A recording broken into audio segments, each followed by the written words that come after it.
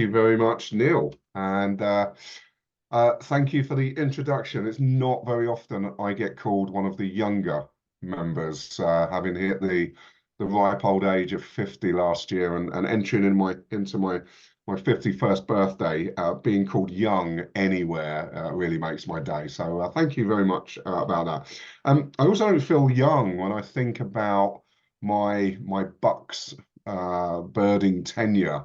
I I started birding, I think, in earnest around the age of 11. And for those of you quick on the maths, that was 40 years ago this year. And my first real memory was bird watching in Kent. And my grandma got me into bird watching because her eyesight wasn't particularly great. And so she forced me to identify the birds that were coming to her feeders. And I did a talk probably oh goodness, I think it was probably maybe 8 years ago, because I was talking about my I think it was 29 years bird watching in or 33 years bird watching in Bucks.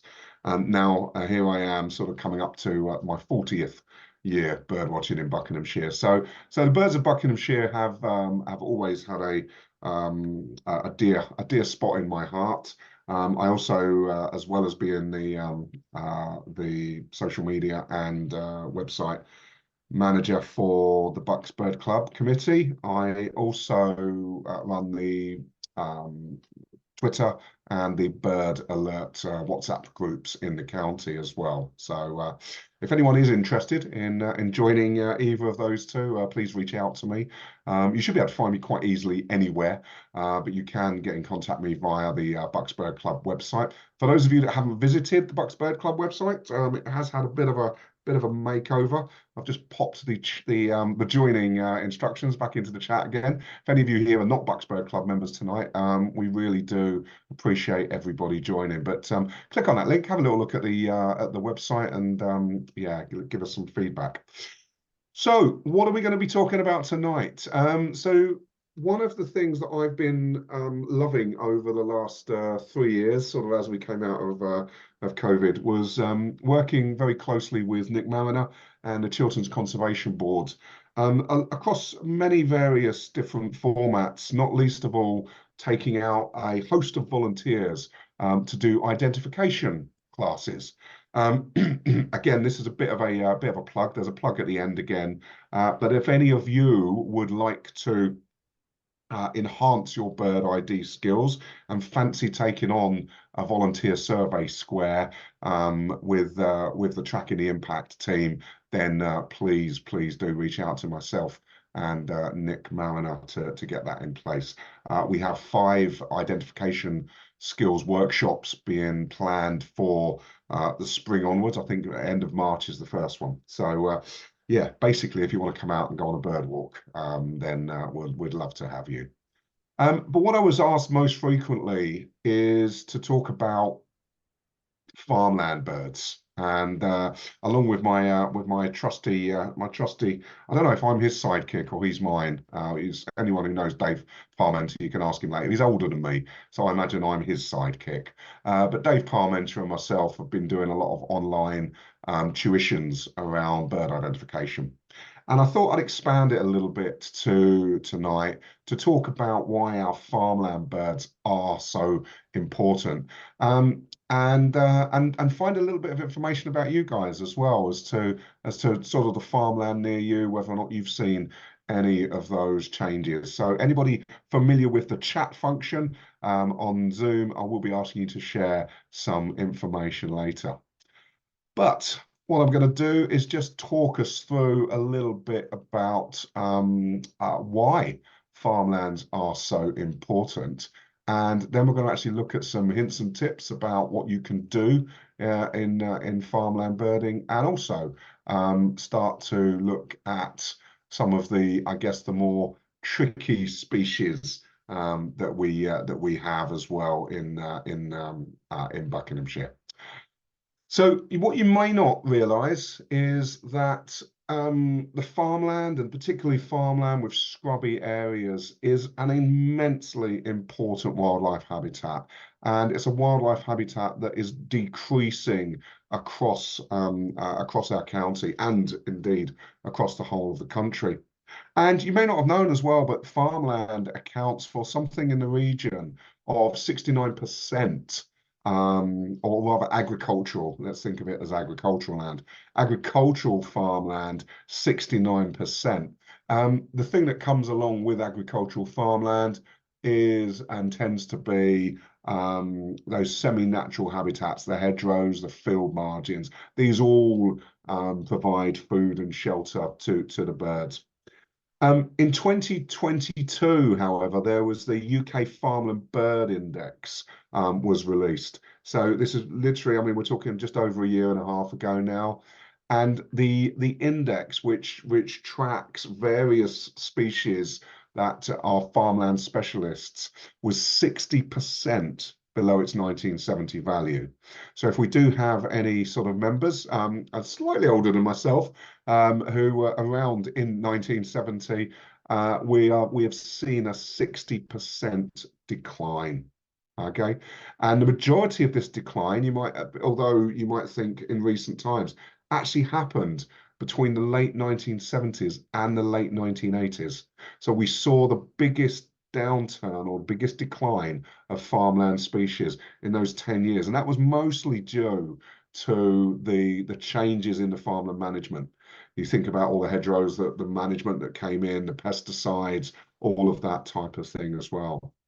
And the decline has actually, luckily, because we've had supplementary feeding and other elements, has actually slowed. So it's actually in the last, since 2015, it's only declined a further 8%. Which is part of that 60% overall. So we have seen it decline, or the rate of decline slow down. But, you know, we're asking ourselves, is it too late? For instance, if we think about 5 of the farmland specialists, corn bunting, grey partridge, starling, turtle dove, and tree sparrow, probably familiar birds across your childhood. Apart from the starling, you know, these are practically, I mean, turtle dove and tree sparrow are to all evidence extinct as a breeding bird in Buckinghamshire. Grey partridge and corn bunting are very localised now. Starling's probably the only bird you still see, but you'd be interested to know that all of those 5 species have had declines in excess of 80%. Now, the starling has done well because it's moved into the towns and cities, but those other farmland specialists, 80% decline in UK numbers since 1970. Just think about that for 1 minute. For every 10 birds you used to see, you're now only seeing 2 of those species. And if we then think about another shocking statistic, even though it has slowed the decline, we have seen between 2015 and 2020 a further 48% of farmland species decline. So we're now looking at these record high numbers of what we would consider common birds actually having this drastic decline over time. And in 2021, another statistic for you, I will bring the mood up a little bit in a minute, I promise. In 2021, 130 breeding species were on average 12% below their number in 1970. And what that started to look at is for us to talk about these birds on the conservation concern list. So you may have heard BOCC list, and you may have heard red species and amber species. And I thought it was quite useful to talk to you today a little bit about what that actually means as well. So what do we mean by the red list? So this is the birds of conservation concern. This is this first appeared in 1996. The latest version, which was 2021, the red list has 70 species on it, twice the amount that was in 1996. Now, inclusion on the red list is birds that are threatened with global extinction. They have undergone a severe historical decline in the UK since 1800. Their breeding numbers in the UK have fallen by at least half in the last 25 years or longer, and their breeding range in the UK has had a severe contraction of at least 50%. So every species on that list, on the left-hand side there, on the red list, okay, is in drastic decline. Their breeding numbers have fallen by a minimum 50%. Their breeding range has reduced, contracted by a minimum 50%. And look at the species on that list if you can. Skylark, grey partridge, yellow wagtail, greenfinch, linnet, corn bunting, yellowhammer, spotted flycatcher, missel thrush, starling. Can you imagine starlings? The numbers have declined, and we're still seeing murmurations of many hundreds of thousands of birds. Just for 1 minute, think about the impact that we as humans are having on the planet, as well as all the various other aspects that are going on. 70 species on the red list as of 2021. The amber list is slightly less concerning. They are still classed as threatened with extinction in Europe. There has been a moderate decline in breeding between 25 and 50% during the last 25 years, and their contraction range is between 25 and 50. So below 50, but over 25%. So again, we're talking anywhere between quarter and half and that contraction, and anywhere between quarter and half of that decline.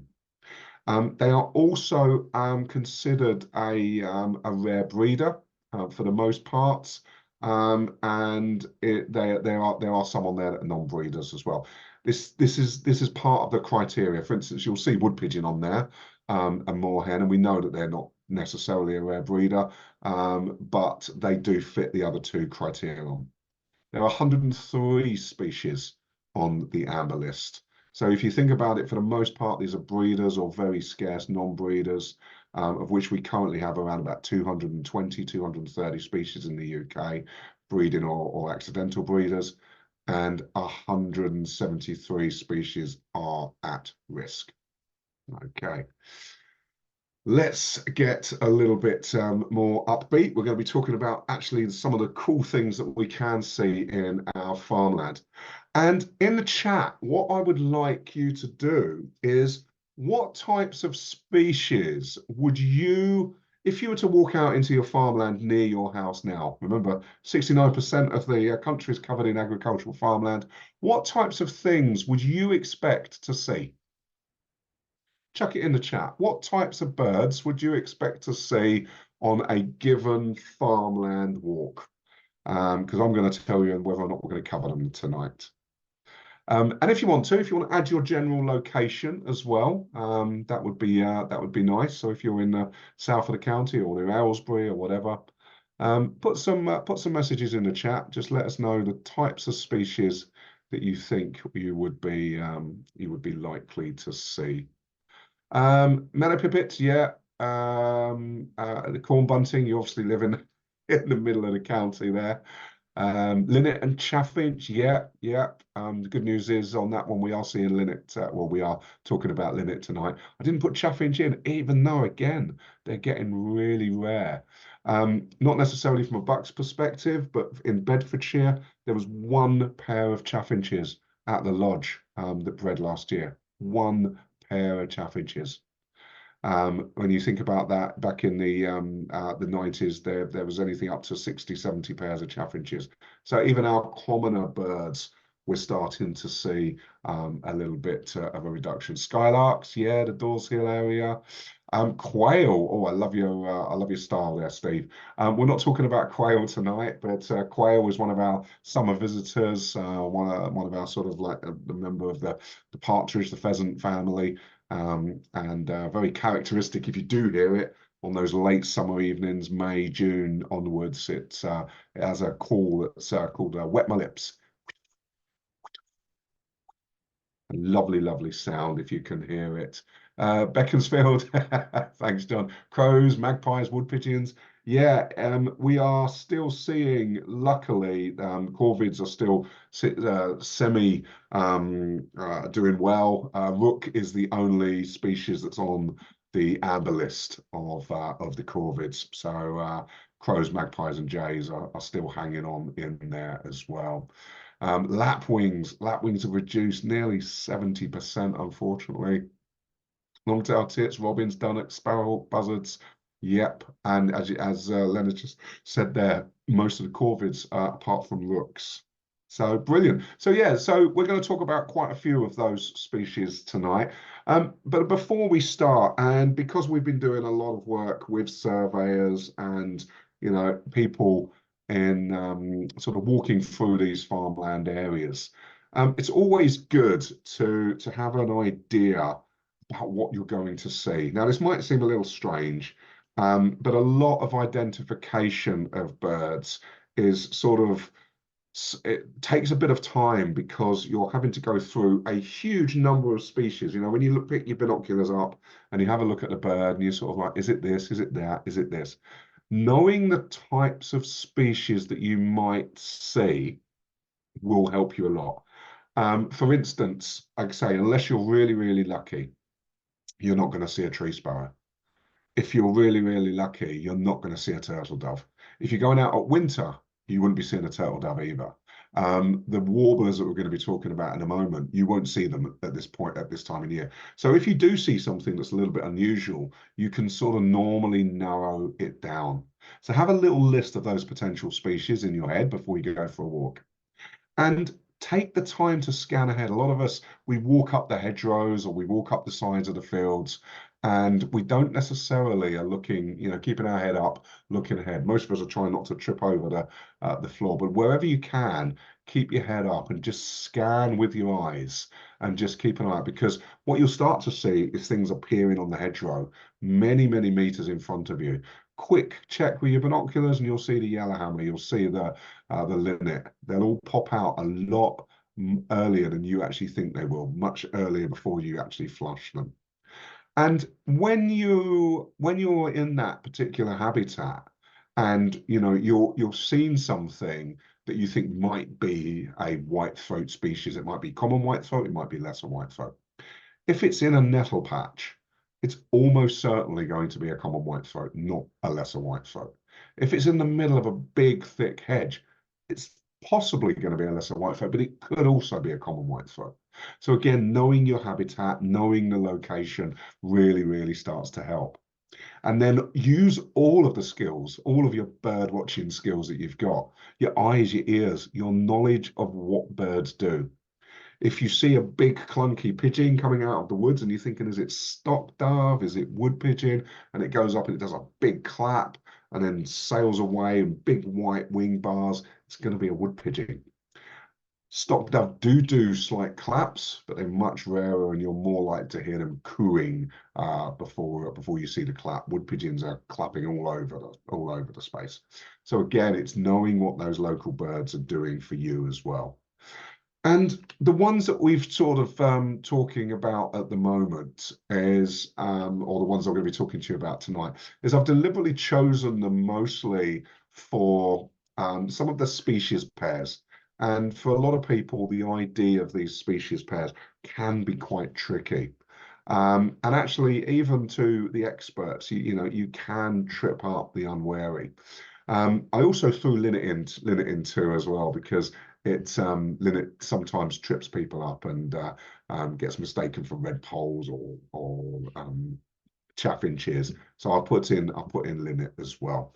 And also always be aware that there might be the odd surprise. There might be something that is quite critical to the location and the time you're in. So I put in some very nice pictures of a few species that you might have experience with, especially if you go to Ivanhoe Beacon or any of those Chiltern Hills during the spring.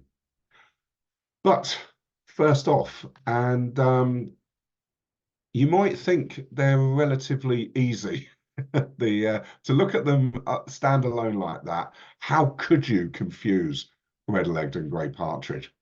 Well, having done something in the region of about 400 farmland bird surveys over the last 5 years, I can tell you a solitary partridge disappearing over a field at great speed without calling can look like both the partridges, especially in the early part of the morning. But what you can see if you get a really good view is red-legged partridge especially, and you can see that from the left-hand side, they're more looky around when they're in flight.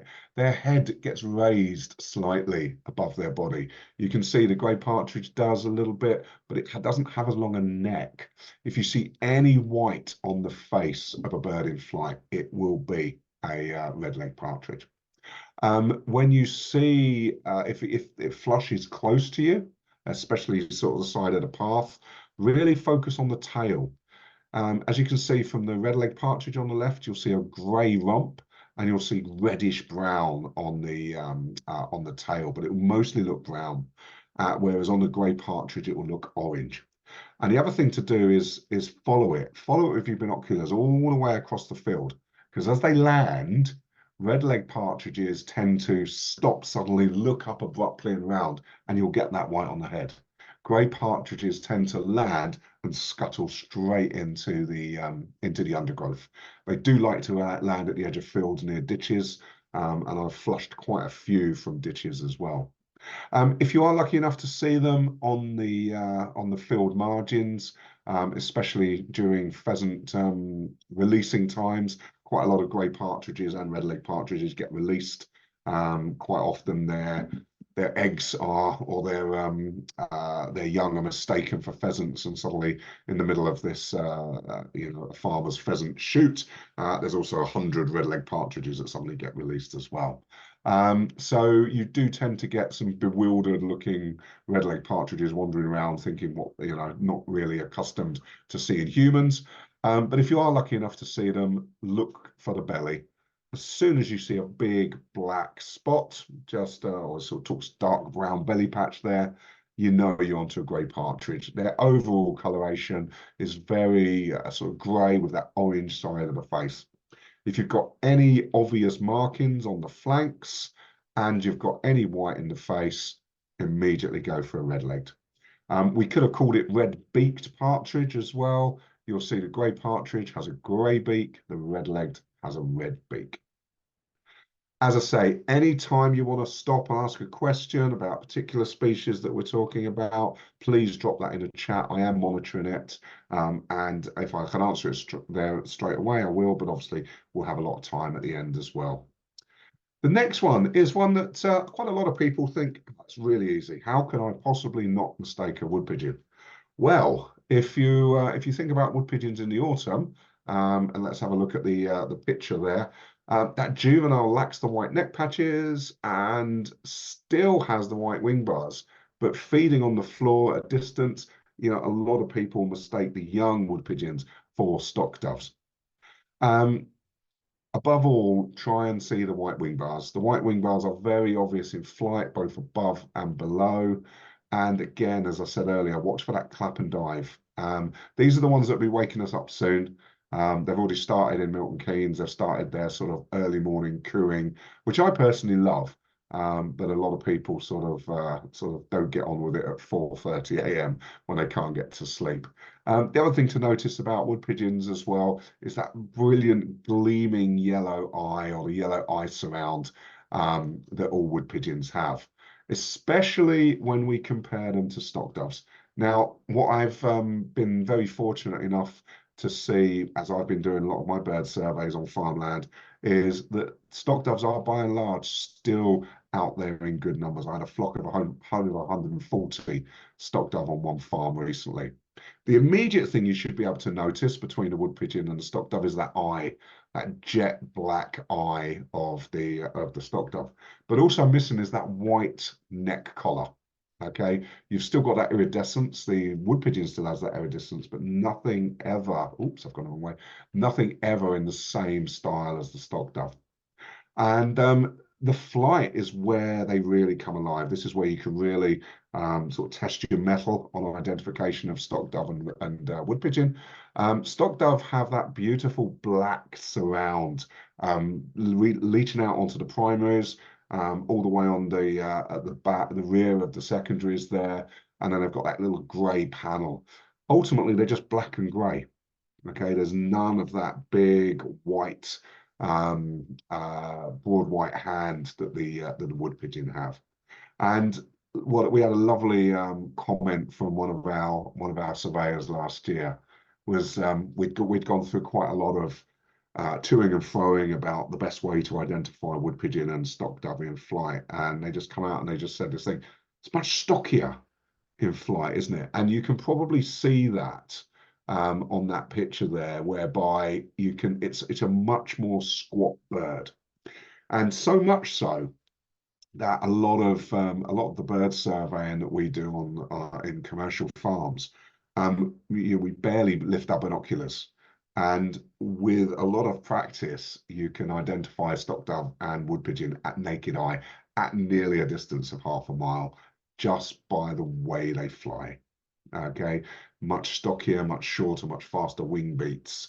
But try it. Try sort of testing yourself, going into an area where you know you've got wood pigeon and stock dove, and sort of try picking them out in that flight area, and you'll see just what we mean by that stockier flight, slightly rounded wing beats. But if you see them on the floor, you're really looking out for that iridescent glow on the side of the neck, as well as that, again, that complete lack of white band across the throat there. This probably is one of the most familiar sounds in farmland, if not sight, because they are seemingly ever present. And it does fascinate me to when I'm out surveying, because nearly all the farms that I survey on over sort of 30 or 40 farms over the years, they have that they are there in numbers, but clearly not in the numbers where we expected them to be in the 1970s, with over an 80% decline, 86%, I think, decline in skylark. So even though we are fortunate enough as some fields still have 10, 15, 20 pairs, they're not present in other fields, and you would expect that density to have been much higher. But the good news is they are still there. We can still go and listen to them. They're fantastic. What you may not realize is that they sometimes their territory is sort of sometimes 50, 60 meters square. And that includes going through a hedge and a footpath. So you might think a skylark is, comes up from the crop or the cereal, etc., and that's where it's going to be. But actually, it may be in the middle, it might be at the edge, but it will have a predefined sort of 50-meter square breeding territory, and that square goes up as high as the skylark does. It defends its own square in the sky as well. And all the other skylarks know exactly where their bit of sky starts and ends. It's a fantastic thing to watch. And it's a fantastic skill if you can actually find them like those little dots in the sky. And you'll hear their lovely melodic song, especially in this slightly warmer weather that's been happening. I was on a survey on Saturday, an evening survey with thermal cameras and everything. And just before it got dark, there was at least 5 skylarks were singing in this particular farmland. So yeah, really sort of start to enjoy the skylark song as it starts to get a bit more prolific over the next 2 or 3 months as well. One of the common species that people sort of often confuse skylarks with is meadow pipits. Now, we haven't got as many of those in region at the moment. A lot of meadow pipits, certainly the UK birds, sort of flock to the continent and the coast during the colder weather, sort of come back in big numbers in the spring before moving on to their breeding sites. Very much localized locally at the moment. So you can find fields with sort of 30, 40 meadow pipits in, and then in fields that used to be incredible for them, they're not there at all. I think meadow pipits on the amber list as well. So again, nearly a 50% decline in those meadow pipits. The good news is, if you do go up to somewhere like Ivanhoe Beacon or any of those sort of heathlandy, sort of scrubby areas on the edge of farmland, you will hopefully hear and see meadow pipits in that wonderful parachute flight, that descending trill. So you'll hear this bird suddenly burst into song, and then a sort of like spiraling tune as it comes down. And typically it will land on exactly the same perch as well. So if you see a bird coming up from the ground and then just diving straight into the air, that's probably likely to be a skylark. If you see a bird launch itself from the top of a bush and come back down and land on that same bush, probably more likely to be a meadow pipit. Slightly more slender, that smaller bill. I think meadow pipits look very friendly. I think skylarks look a little bit harsher when compared to meadow pipits. Not so much of a streaky breast, less buff on the side, and skylarks tend to shuffle. They tend to shuffle when they're feeding. They'll keep quite low down and they'll sort of shuffle along, whereas meadow pipits will stride quite confidently, sort of running almost. So yeah, and obviously the crest on the skylark is typically a really good sign as well. Again, any farmland walk at the moment, you might be lucky getting both meadow pipit and skylark, especially if you walk across a set-aside field or some stubble fields. If the farmers let that field go to stubble, lots of those around at the moment. However, what isn't around at the moment is this little chap, garden warbler. Okay, for a bird with incredible sound, they don't half look dull. Now, that's not my opinion. I think the subtlety of a garden warbler is incredible, but they often are described as dull. They arrive slightly later than the other confusion species, which we're going to see in a minute, the blackcap. They arrive slightly later into the UK. Their song is very fluty. It's quite lengthy at times. The majority of garden warblers will sing from trees and fairly high up, although that isn't always the case. The blackcap, on the other hand, which we're going to have a look at in a minute, tends to sing from more scrubbier areas and slightly lower down, but the blackcap can also sing from higher up. It takes me a good 3 weeks to get my ear in on garden warbler and blackcap when they come back in. You may already be seeing blackcaps in your local garden or your local area at the moment because we have quite a lot of overwintering birds. What you may not know is our overwintering birds are not our breeders for the most part. So blackcaps tend to overwinter in the UK from places like Norway and Finland and northern Scandinavia, anywhere up to 400 or 500 birds. Occasionally, you'll still get some of them more nominate UK birds, but most of these blackcaps, most of our wintering blackcaps, will actually migrate even further north to do their to breed. You can see the inappropriately named female blackcap, which is a brown cap, there at the bottom as well. And quite often, again, the birds that we're seeing here from the female perspective are also Norwegian birds that have come over for the warmer climes of the UK weather.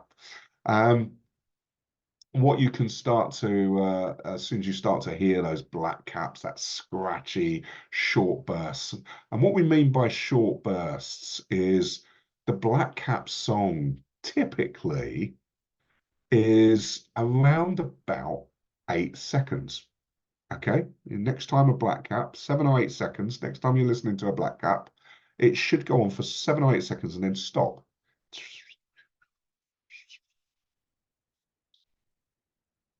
And then it will start again.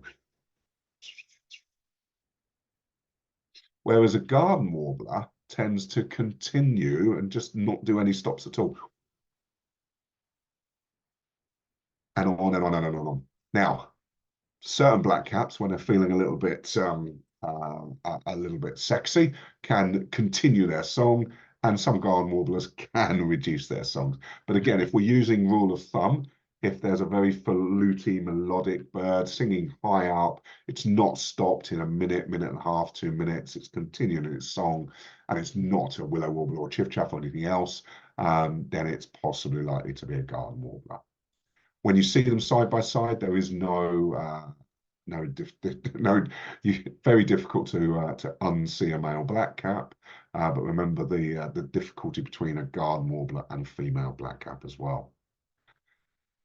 And then we have the 2 species, I think, that cause a lot of trouble with people, the 2 sets of white throats. Now, if you look at them both there, what have they got in common? Yes, they both have a white throat. Apart from that, that's where the commonality actually disappears. Should they have been called something different? I don't know. But when we're thinking about a common whitethroat, we are thinking of the ultimate scratchy singer. Literally from anywhere. Can be from nettle beds, could be from hedgerows, reed beds. Scratchy song lasts for about 3 to 4 seconds. Can often be seen in song flight. So you see these white throats just disappearing up into the air, a little bit like melopibus, and then coming straight back down again to the same song post as well. The key thing to look out for here is that greyish head. Quite often that white eye ring is really obvious. You can see it on the photograph there. And then that big rufous wing panel. Okay, that big rufous wing panel is really obvious in every single plumage. So if you've got a grey head combined with a sort of a soft greyish head combined with that white throat, combined with that pale wing panel, and that sort of pinky upper breast, that's your common white throat. If, however, you're seeing something slinking through the undergrowth, not really coming up for a song flight, not really showing itself, and has that almost concolorous breast and side of its thing, just off-white, I like to call it, a little browny, a little bit off-white. It's got a much grayer head, nowhere near as prominent an eye ring, and the back and the wings are exactly the same earthy brown color. Then you've got yourself a lesser white throat. And whereas the scratchiness of the common white throat, the thing that I ask you to look at, listen out for lesser white throats, is right at the end of the song. There's this rattle as the song sort of finishes. So if you're hearing a slightly scratchy song, but with a right at the end, that'll be a lesser white throat. Especially if you're in the middle of a hedgerow, you haven't seen this bird, it's skulking at the bottom. Again, lots of characteristics to look out for that lesser white throat. Typical poses as well, you'll see the lesser white throat, probably, sorry, the common white throat having that sort of raised fan, that raised fringe. And again, you'll hear these a lot more than you'll see them on both species. In terms of numbers, while again, both of them are, neither of these birds are actually, or actually, I think the common white throat's on the yellow list, whereas lesser white throat is actually holding its own in good numbers. As an average, I probably see 10 common white throats for every lesser white throat. Maybe even 15 to 1, 10 to 1. So the chances of you coming across common white throat are a lot higher. That's just due to the skulking nature of lesser white throat, but possibly as well, lesser white throats really like to nest in woodlands and gardens, so less sort of farmland friendly than the common white throat as well. And while we're still here in this sort of cold, bluster, oh, that wasn't too bad today, was it? Cold, blustery February, let's think of the bright stuff that's still to come. Those beacons of spring hope, the yellow wagtails, that sort of metallic call as they come across. And just to see one sitting on a green field of cereal crop is just, for me, that epitomizes spring. You cannot mistake a yellow wagtail in full breeding plumage unless you're badly seeing a yellowhammer.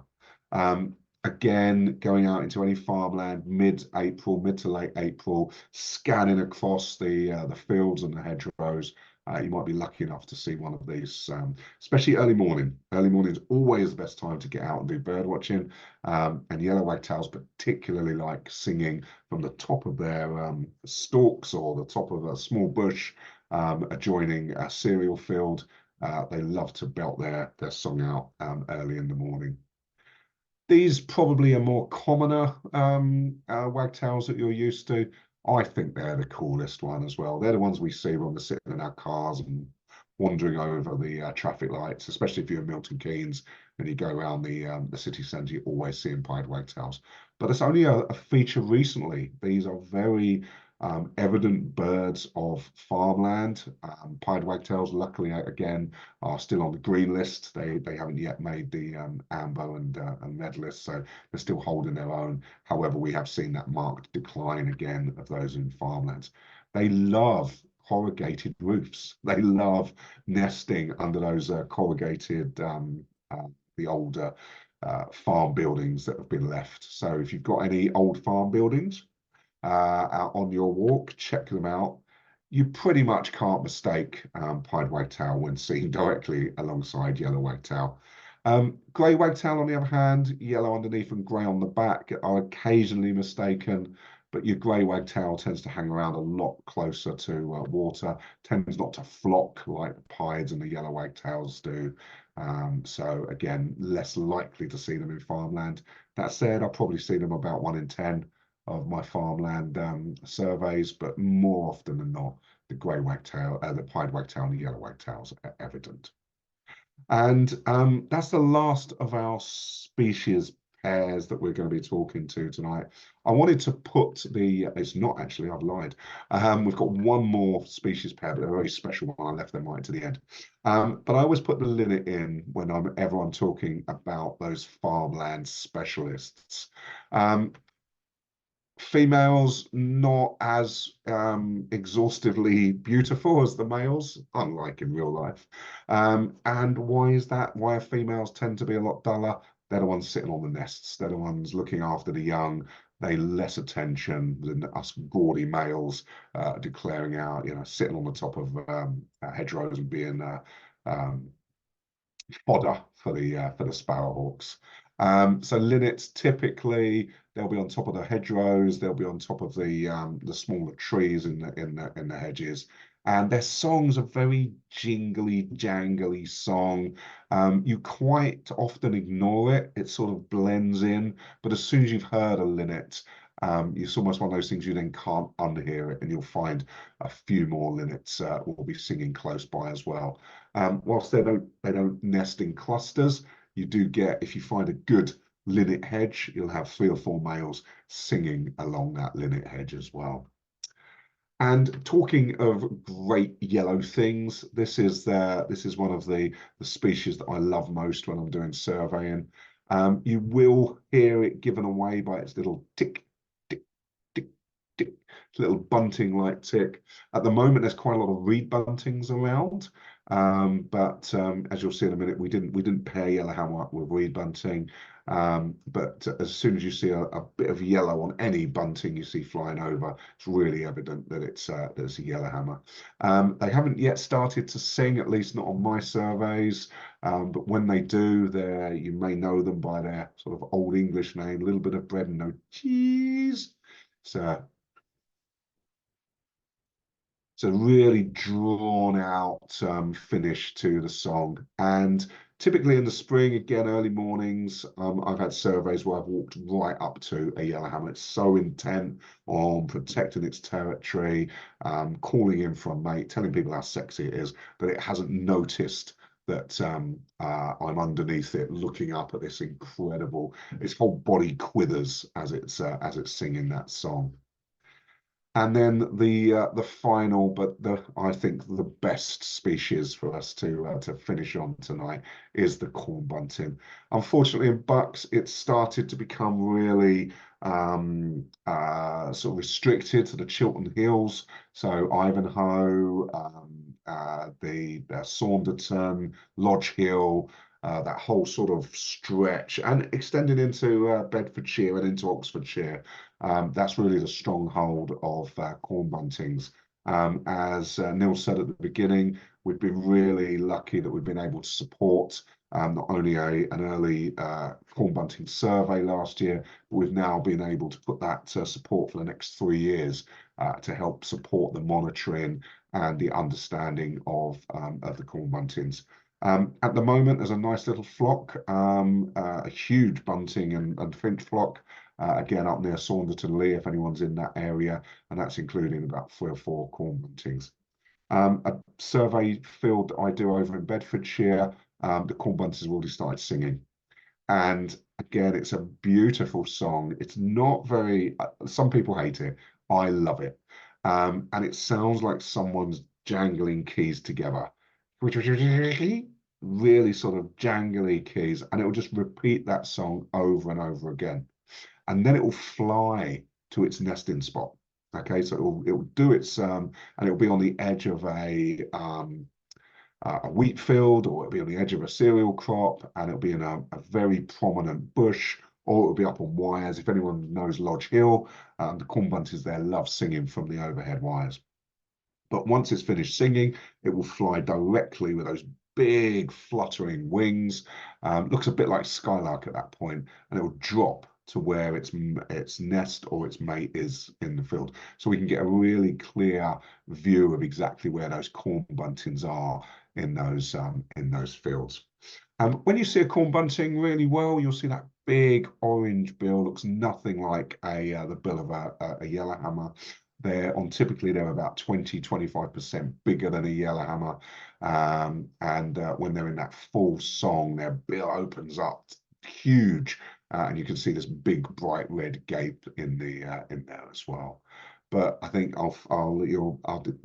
it's harder to find a better looking bird, I think, in the farmland than a male yellowhammer, apart from possibly one of these three. So as we start to get into the end of March, early April, mid-April time, these are the things, these are the gems, these are the beauties of those farmland walks. The opportunity to see a male northern wheatear. These will have spent our winter. They'll have spent them in North Africa. They'll have been hopping through the feet of giraffes and hippos and riding on the back of elephants, and then they arrive in the middle of a Buckinghamshire field on their way to northern Scotland, on their way to Wales, on their way to the Pennines, or even when we start to see these in late April, early May, they're on their way to Greenland, they're on their way to Iceland to breed. The male windchat, I think, is one of the best looking birds on the planet. They love rape fields. The big yellow fields of rape, absolutely love. And there's nothing better, I think, than a really early morning, bright spring morning, and you see this flash of gingery orange. You pick your binoculars up, and there's just this male windchat sitting atop the rape field. Just beautiful. And what can we say about the ring-ousel? One of the most enigmatic birds on the planet, I think. They called hill ousel, hill blackbirds, that sort of thing. Water ousel, I think, is another name for. But they've got this big band of white across their chest. If you are lucky enough to see them at Ivanhoe Beacon, go down to the sheep pen, look up the side of the field, and if you're really lucky, one or more of these will be hopping about just near the scrub line. You can get them on any farmland. They will feed on in hedgerows. I've done a few surveys where a chuck chuck chuck has sort of come out of the hedge. Now in mid to late April, you've still got the opportunity of that being a field fare, but as soon as you see it's a black and white bird, you think, bang, I've got myself a ring-ousel. Really great thing to do. I have badly described a lot of calls this evening. I do suggest those of you that are thinking of getting a little bit more excited and involved in checking out those farmland birds, to get onto Merlin. Okay, Merlin has a sound app that allows you to record the birds that you're actually hearing, and it will tell you with quite a degree of accuracy what that bird is that you're listening to. Okay, it will even hear birds you can't hear. Okay, I sometimes have it playing in the background if I know I'm in a particularly good area, because my hearing, I wear hearing aids. I don't pick out reed buntings all that well.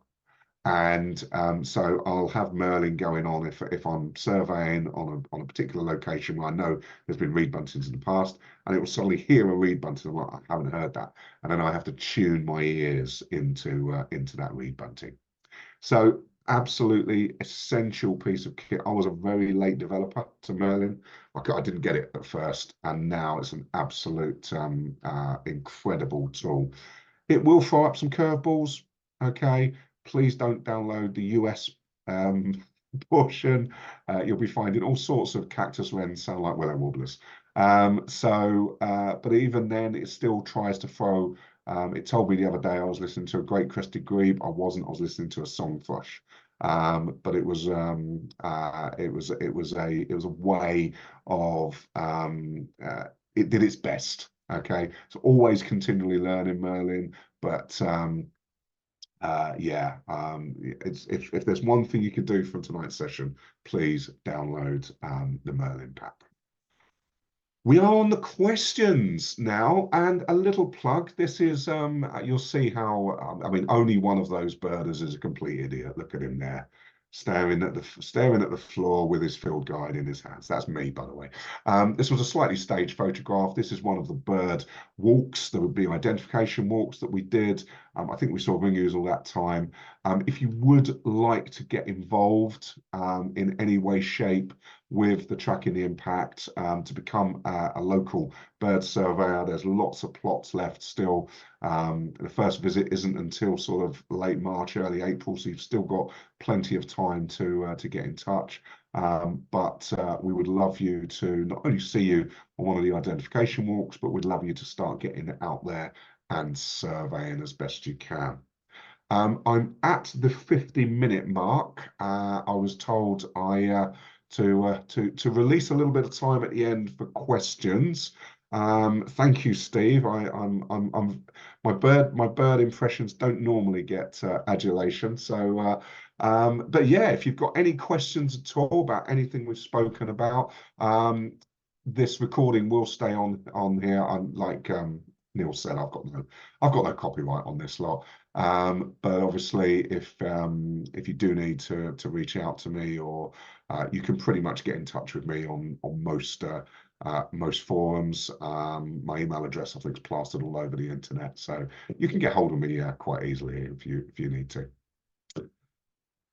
Any questions at all?